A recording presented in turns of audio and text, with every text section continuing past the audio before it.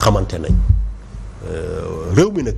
bu ñu bëggee vraiment ñu defar ko foog ñu wàññi far bi et puis ñuy àtte dëgg maanaam tey mënuñu ñëw. ñu gis ay dispensaires yi nga xam ne wala ay postes de santé wala ay diabétiques yi nga xam ne ñu ngi fii mënuñu fay seeni médicaments quelque part. yàgg naa ñëw fii sa plateau ne la fii Sénégal c'est scandaleux que nit di dee parce que amul xaalis. ma ne la Sénégal kenn warta dee parce que amul xaalis. tey bokku moomeel bi ñun ñëpp ñoo ci yem ngay président wala kenn. bien sûr mais ñun volontairement politiquement pouvoir bi fi nekkoon dafa choisiroon teg yeneen priorité ma ne la man lu ma gëm moom mooy looy def da ngay jiital nit. parce que àdduna looy yëngu solo sa njëriñ si moom mooy rek nit gën a tabel nekkinam quelque part amul beneen ci parce que moom vision politique quelque part mais bu ñëwee fii ngay dégg lu ñuy dégg ci Covid bi dégg ci leneen ni ngay dégg kooku c'est pas des inventions. parce que moom. ah oui et puis le rapport sax pour le code dafa jaar bu leer quelque part. est-ce que kooku c'est concevable tey. mu doon un rapport bu ñu demee bay wootee. je le rappelle bu génn ci jamonoy ñoom seen régime. seen régime. oui tey bu ñu demee nag tey. nga ne dañoo def campagne ci loolu. digge ko ak askan bi ñu wóoluñu ci. ñu ñëw pour dérouler ko. ngir yàlla bu ñu commencé woote. di jéem a gëstu lan moo am. mais nit ñi tey foog ñuy àtte dëgg. mais les Sénégalais on t'applaudit hein maître par rapport ak surtout bu Covid bi nii. non mais des fois damay dégg. aussi bu Covid bi nii moom. les Sénégalais moi je pense que sont unanimes. il faut que mbir yi leer. bu ñu applaudir rek parce que contexte bi mu ñu fekkoon la vraiment warul ñu woon. xaalisu askan wi ñu di ko luubalee. bu dee luubal am na. ci façon bu nga xam ne après tey rapport yi ni mu génnee mais c'est catastrophique. waaw mais kooku moo tax ma jàpp ni tey. oui démarche citoyenne boobu taxawaay boobu c'est-à-dire ku ci nekk ci ñun am nga sa gëm-gëm. am nga fi nga far am nga sa xemmenteef par rapport ak réew mi mais daa am ay questions yi nga xam ne ce sont des questions d'intérêt national waruñu ko politiser. waruñu ñëw même c'est-à-dire ñi nga xam ne ñoo fi nekkoon tey seen devoir la ñoom tey ñu bàyyi yoon mu def liggéeyam maanaam ñu xool fan la dëgg féete quelque part mais bu ñu ñëwee dès que ñu woon nit rek. ñu ne règlement de compte. règlement. mais ma ne leen non bu ñu woowee nit. oui mbir mi nekkul fan la bokk. parce que ku ci nekk ci ñun am nga fi nga far am nga li nga bokk. mais il faut avoir à l'esprit est-ce que y a matière est-ce que kooku tey raisonnablement xel mën na daj ne kii lañ koy woo. mais yow xam nga ñëw ñu woo sa caméraman. déedéet woowu ñu beneen photographe. ñun sax ay la yoon dañoo cotiser woon. da ngeen cotiser woon joxe. 11 millions sax des médias joxe na ko. ba sànq ci suba xamu leen fu mu nekk. oui.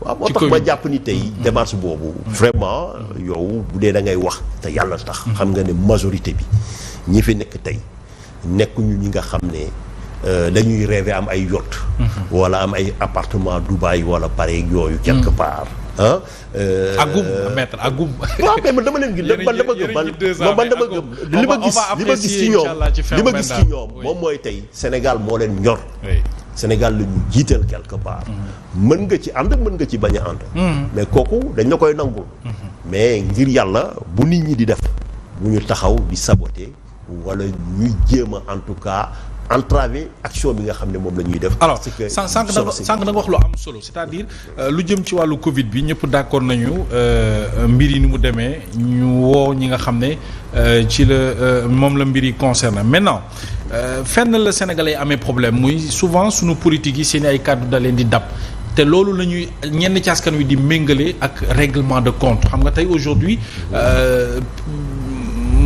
kaaw Farba Ngom kaaw Lat Diop tey même bu dee sax am nañu jafe-jafe ak wàllu yoon xëy na déclaration premier ministre Ousmane Sonko xajamal na cere ji même su fekkee ñoom am na lu mën a def lu ñu leen mën a toppee mais est-ce que léeg-léeg du ñuy bàyyi xel loolu tax na te xam ne loolu mooy tax nit ñi di wax quelque part règlement de compte ak déclaration Ousmane Sonko yi ma waxoon ca Farba tey affaire yi dafa mel ni tombé waral ay gaaf la ma waxoon ca Lat Diop Guédiawaye également ñu jàpp ko ci kaso bi ak éléments yi nit ñi jàpp ne dafa léger tort pour ñu bàyyi ko foofu ba léegi est-ce que du loolu mooy tax nit ñi di wax règlement de compte quelque part bu ñu tollee ci reddition des comptes non xam nga règlement des comptes ñoom ci seen bopp yow yàgg naa ñëw fii ci sa plateau oui temps yi def mbir mi par rapport ak ay Karim Wade ak yooyu tout ça.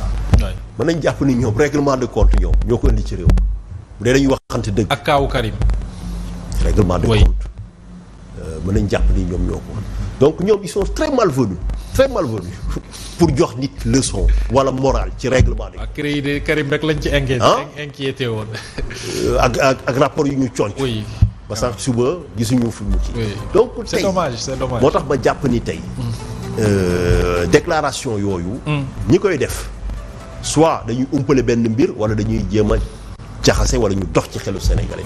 parce que bu leen fàtte ni tey dañu nekk ci benn situation coïncidence bi nga xam ne premier ministre par exemple premier ministre la dignité institutionnelle la mais bu leen fàtte ni aussi il est à la tête d'une majorité quelque part chef de parti la ñëwul toog conseil des ministres di wax loolu.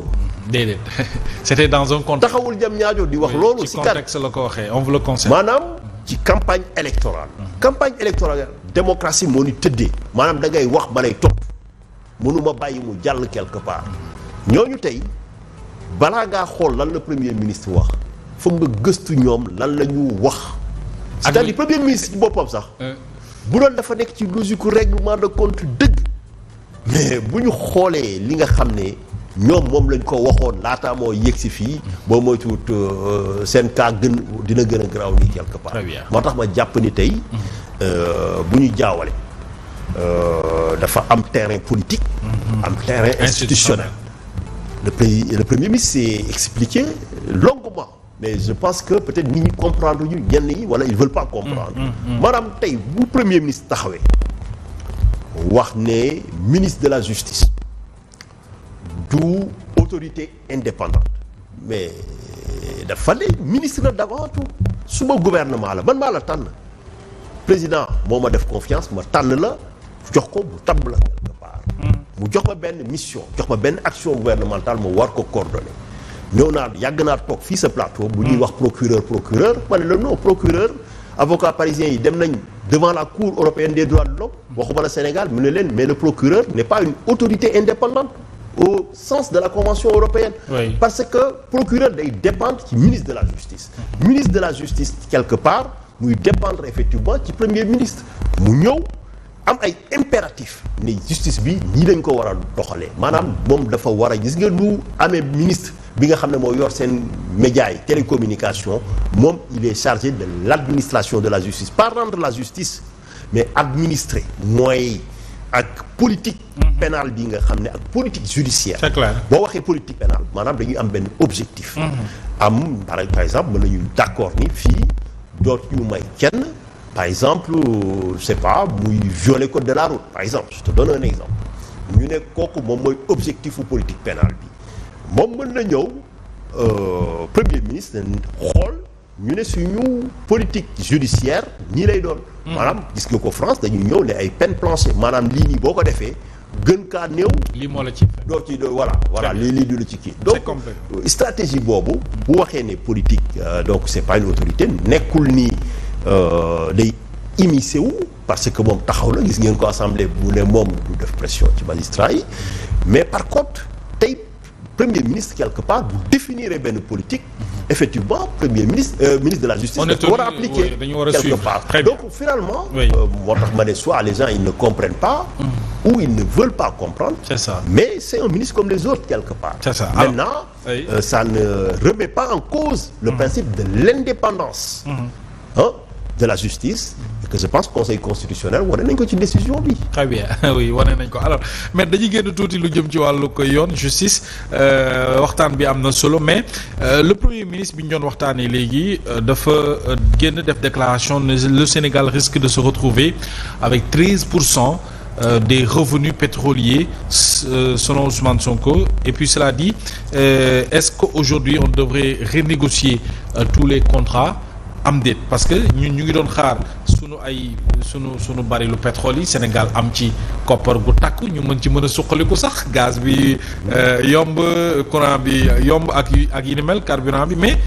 loolu est-ce que du déclaration bu xaw a tiital wala bu war a tiital Sénégalais yi 13% ci sunu contrat wala revenu pétrolier yi. te ñu ko doon xaar. loolu lan nga ci jàngat yow. xam nga yaa ngi ma doon laaj.